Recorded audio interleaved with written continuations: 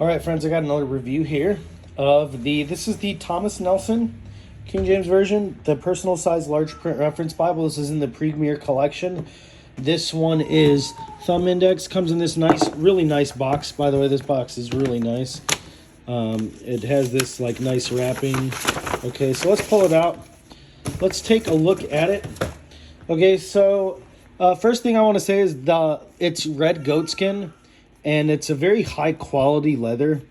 Like it's nice. Like this is not like if you've ever had some genuine leather Bibles and they were really hard and felt almost like bonded leather. This is not. This is a very high quality. It's very floppy.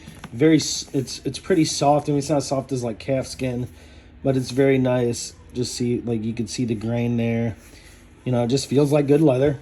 Okay, it's got a liner. I'm assuming this is leather. Yeah, I'm almost positive this is leather, the liner, which is very nice.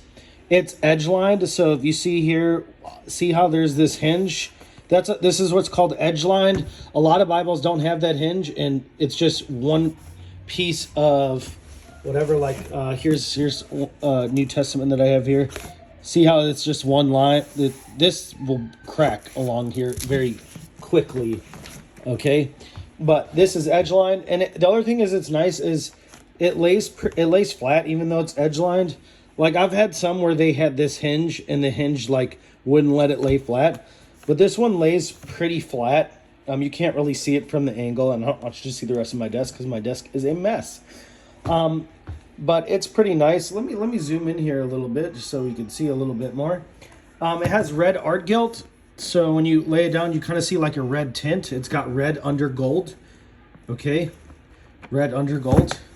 It doesn't, if you compare it to a Bible that doesn't have gilt, well, you can kind of see the red there. Very good. Okay, this one is thumb index. You can get it not thumb index. Okay, it's got 3 ribbons. The size is it's a thicker Bible than some other Bibles, but it's a little bit shorter than like a standard size Bible, and a little bit thinner. In that way, but it's thicker, like its spine is thicker. So the paper is where it really shines. It is 36 GSM premium European Bible paper. To be honest, I'm to the point where like I just really don't care about covers. Like I know a lot of Bibles have good bindings. I care more about the paper, and it's frustrating that a lot of times you got to buy, if you want like better paper, which is more opaque, a lot of times you got to spend a little bit more, which is ridiculous. I don't know if you know this, but Bibles used to be printed on what was called India paper. India paper was very opaque, very thin, so Bibles could be smaller, but really opaque. Like if you have an old Bible that's like 15, 20 years old, you'll notice a difference a lot of times. Paper now, quality now is just, publishers are moving to thinner paper, and that has really bad ghosting, where you can see the text from the other side of the page. This doesn't really have that. In fact, this paper is very well. I mean, you could see a little bit of it here, but it's not as bad in person. The camera always makes the ghosting look worse, okay? So I love this is a 10-point font. It is the Thomas Nelson Comfort Print font, and I love it because it is so nice, okay? It's just, you'd have to see it in person maybe, but like it's very modern looking, very easy to read, okay? This is a single column. This is a verse by verse. Okay. It's a verse by verse. Now, I do need to talk about something here that I noticed today.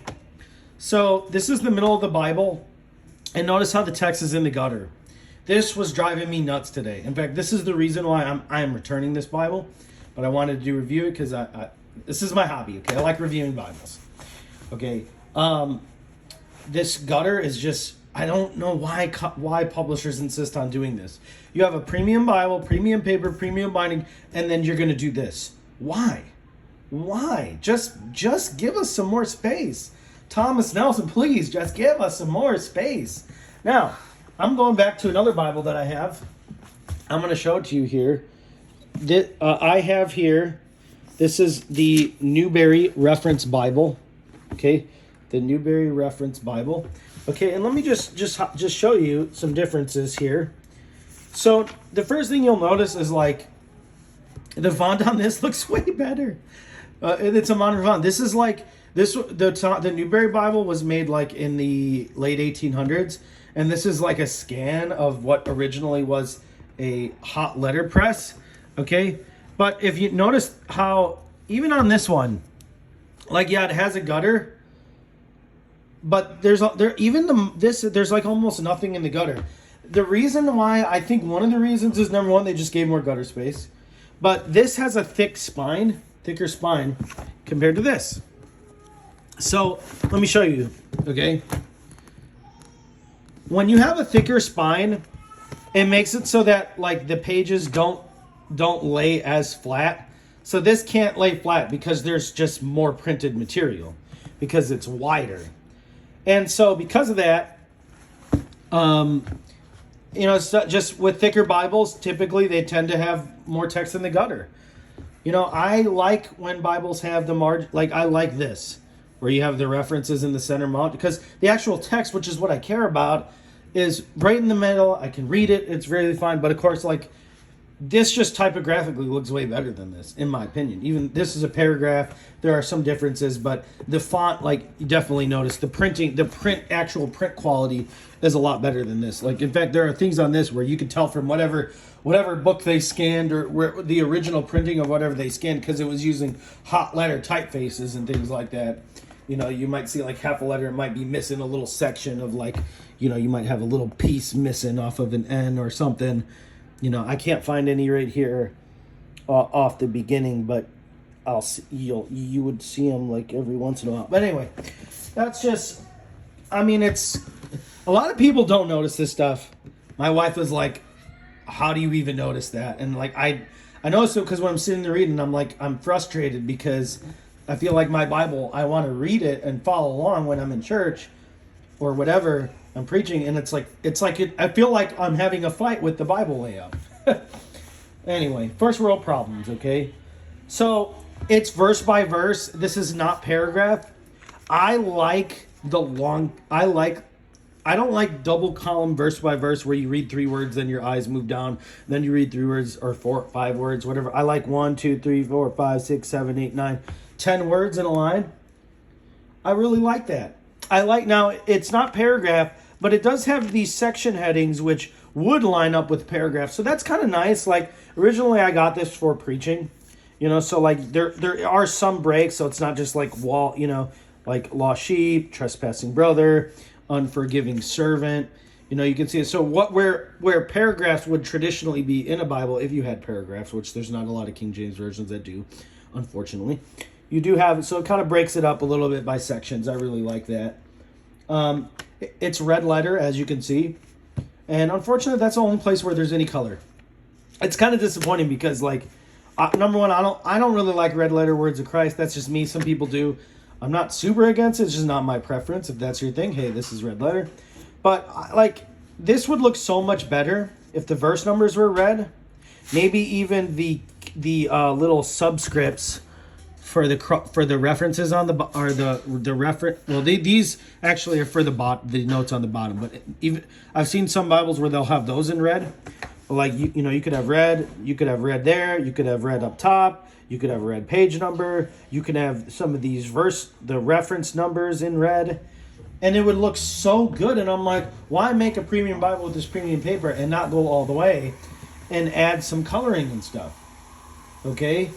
Now, there are end of the verse references, so that's kind of a cool idea. Some people seem to like that, where a cross-reference is actually right at the end of the verse where that's referencing. That's kind of nice, because that way whenever you see like a letter or something in here, you'll know that there's a note at the bottom, okay?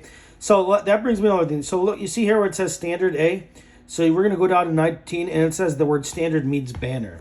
I really love Thomas Nelson cross-reference Bibles for this reason.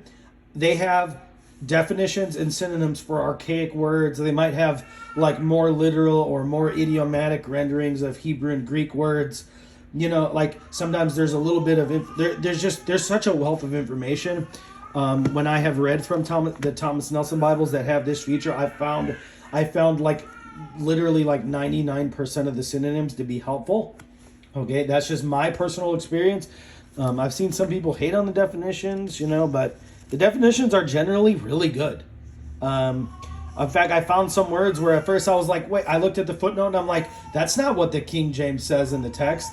And then when I went and I looked it up, I realized that the English had changed the meaning. And there's a lot of places where I found the footnote was actually very helpful and was accurate to the meaning of what was actually in the text. So I'm a big fan of that feature. So it does have a concordance. I haven't used a concordance in forever. Like, I have a Jakarta Bible app. I have eSword. If I want to find a word, I just look it up in the software on my phone. It's just a lot easier than flipping through a concordance. There are some maps. I don't really care about that stuff. If you do, there are some maps that are here.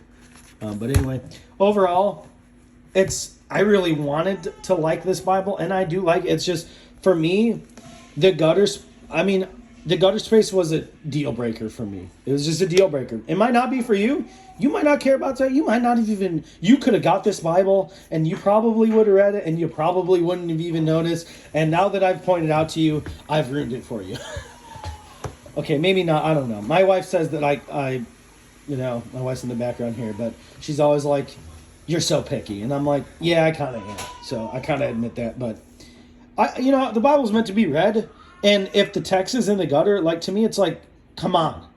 Okay, not having colored numbers, not having color, whatever. You can live with that. But, like, the last thing you want is, like, you're trying to follow along, or you're trying to preach a sermon, and you're like, hey, let me gaze into this deep, gaping ravine to see the first couple letters of this word.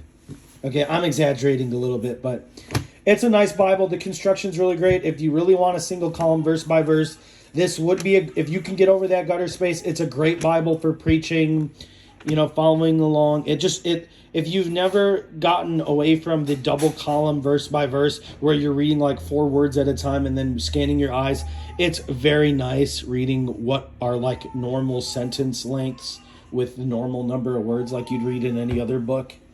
So yeah, this is the Thomas Nelson Premier Collection personal size large print reference Bible. This is this is in red goatskin. This one is thumb index. I'll put a link to it in the description if you want to pick one up. If you like this content, like, comment, subscribe. If you didn't like something about it or whatever, I welcome all sorts of comments, okay? Have a wonderful day. Thank you so much.